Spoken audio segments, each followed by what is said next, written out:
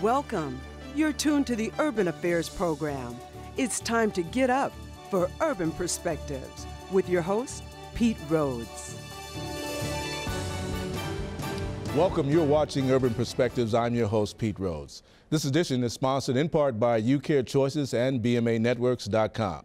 On this episode of Urban Perspectives, we talk about youth in arts, cultural specific arts, and arts collaborations in our communities, featuring guests from music academies, theaters, and creative consulting.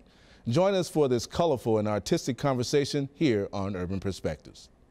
My first guests are the founders of the Walker West Music Academy, an institution committed to music education for all ages, with a mission to enrich the community it has served since 1988.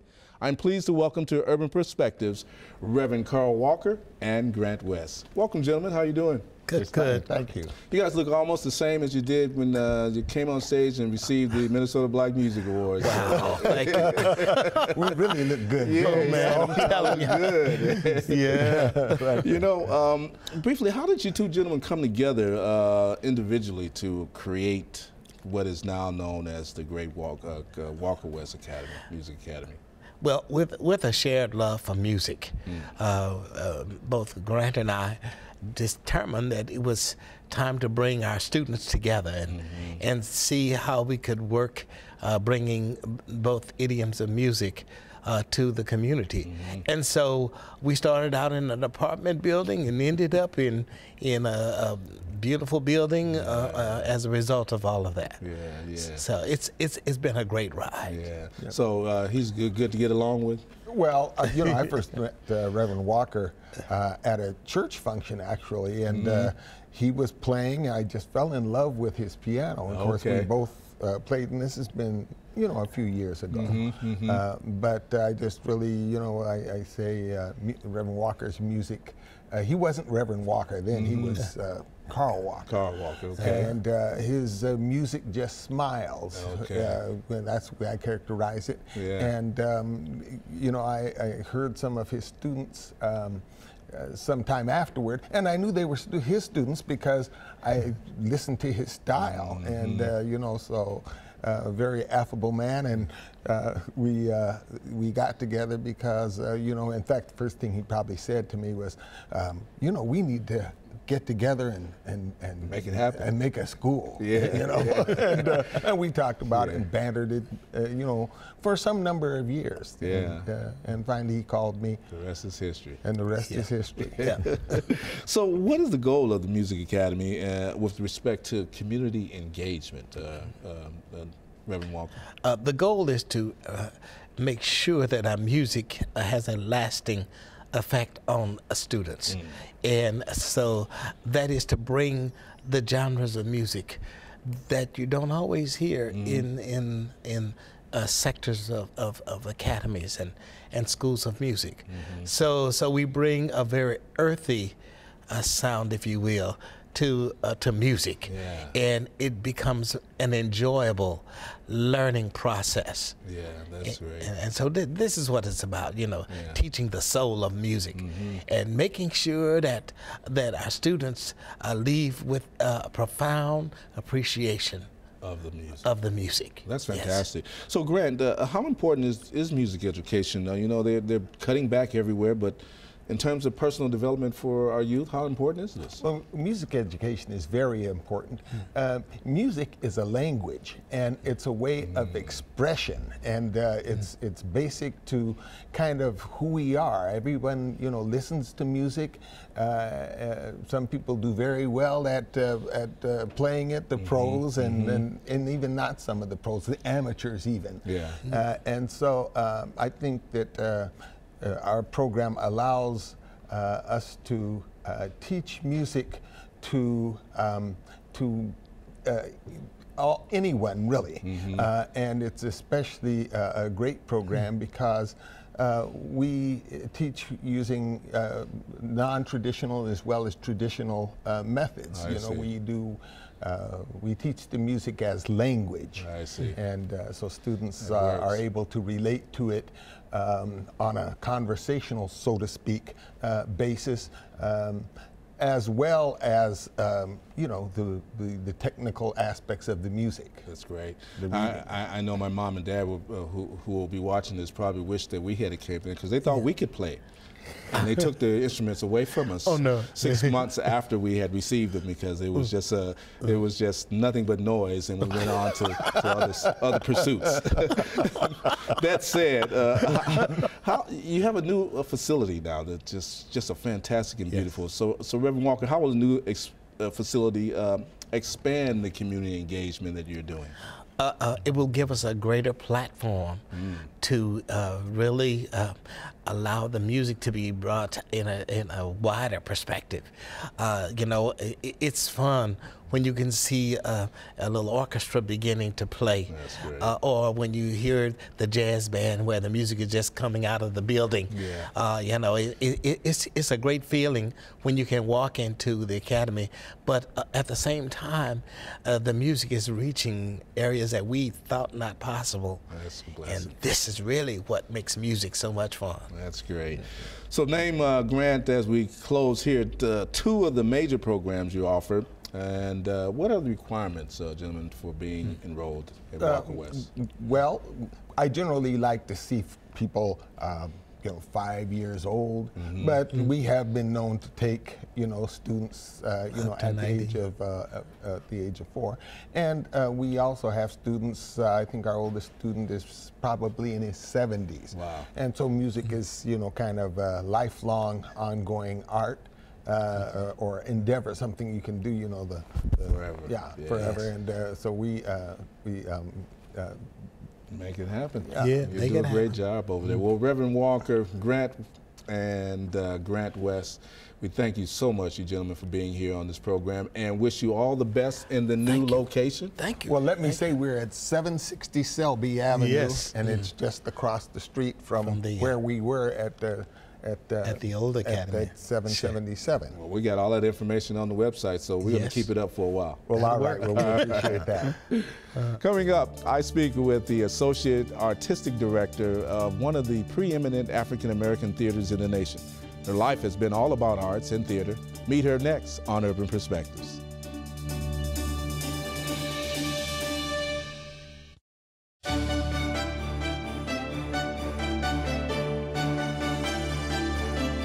Welcome back to Urban Perspectives. My next guest has designed and launched several acclaimed theater programs that engage critical thinking, dialogue, and action around issues of racial and social justice.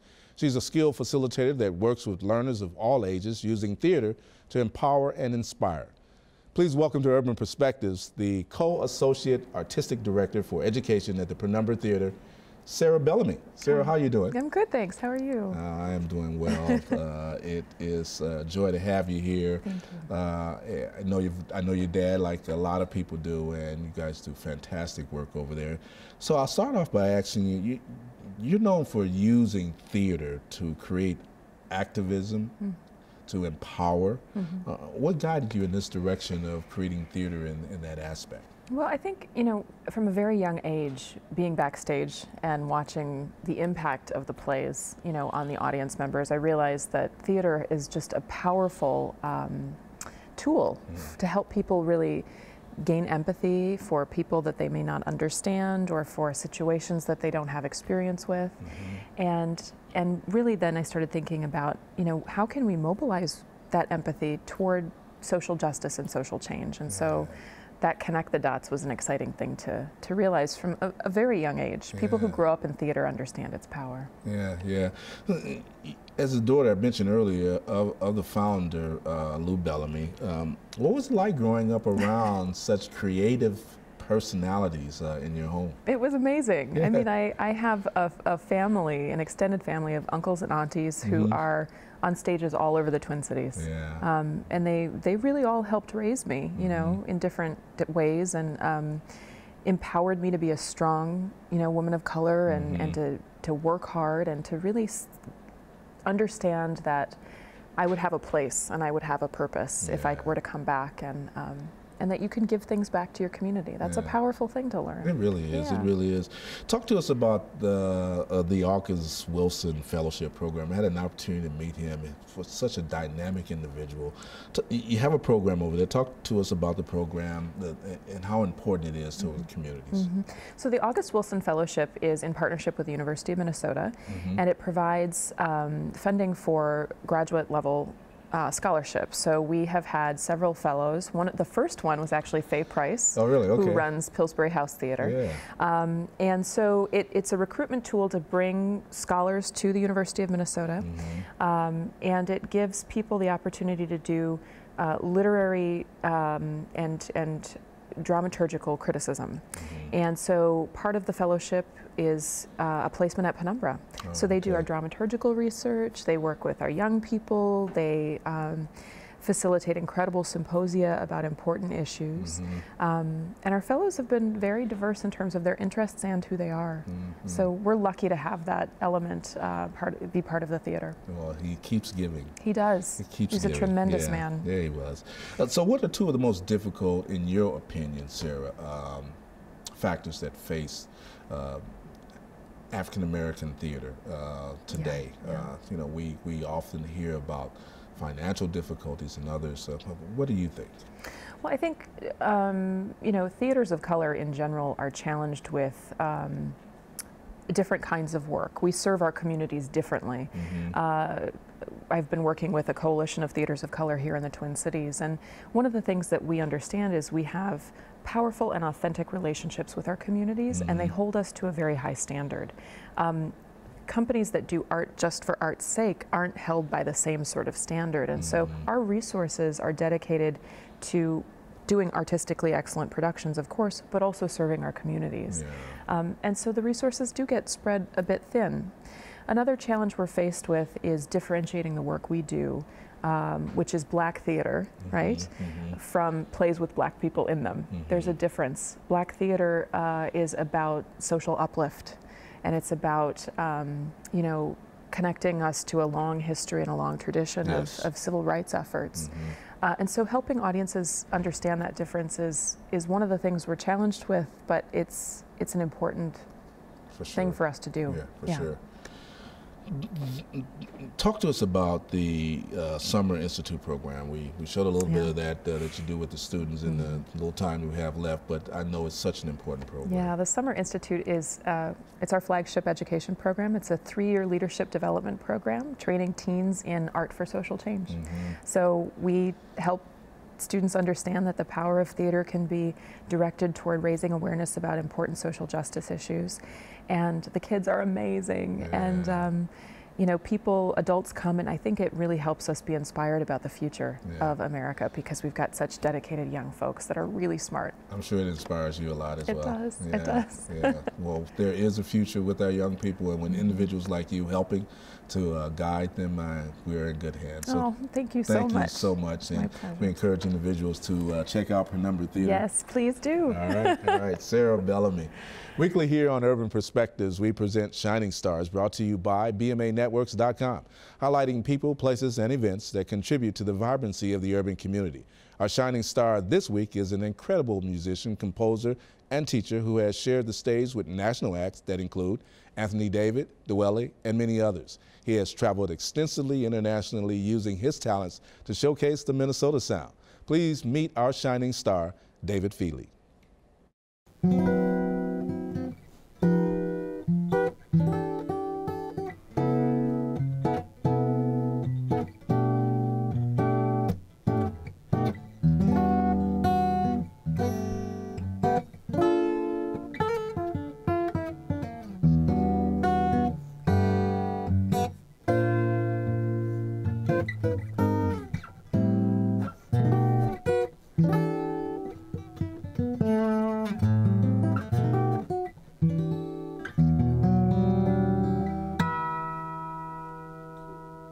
My name is David Feily, and I'm originally from the Washington, D.C. greater metro area in Maryland. And I live in St. Paul, and I love living in the Twin Cities. I originally started with piano, and then I actually started on trumpet after that, and guitar was about my third instrument. And that is the one that I felt that I could express myself the easiest on. The notes and the ideas that I have in my head are more easily communicated through the guitar. For me, it just kind of makes sense. It's a very visual instrument, but it's also an instrument that you can kind of vibe on and kind of feel it out and kind of lose yourself in very easily. I love playing at the Dakota. It's one of the premier jazz clubs in town, and so it's great for me to be able to see world-class artists play on the same stage that I frequent. So work hard and be extremely honest with yourself. You're your own worst critic, but if you can be constructive with your self-criticism, that's the way that you're going to get better. Also, being able to play with other people and have that kind of healthy competition that inspires you, and that pushes you. It helps you figure out different ideas and maybe a different perspective on different kinds of music.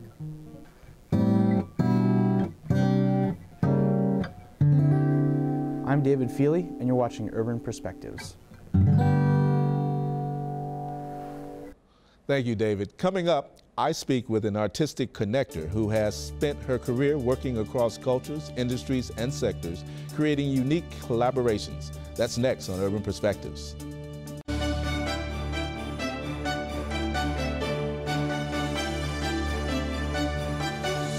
I'm delighted to speak with my next guest. She is the founder of Campion Consulting, where she works with leaders to crystallize their scope and execute strategies between business and art.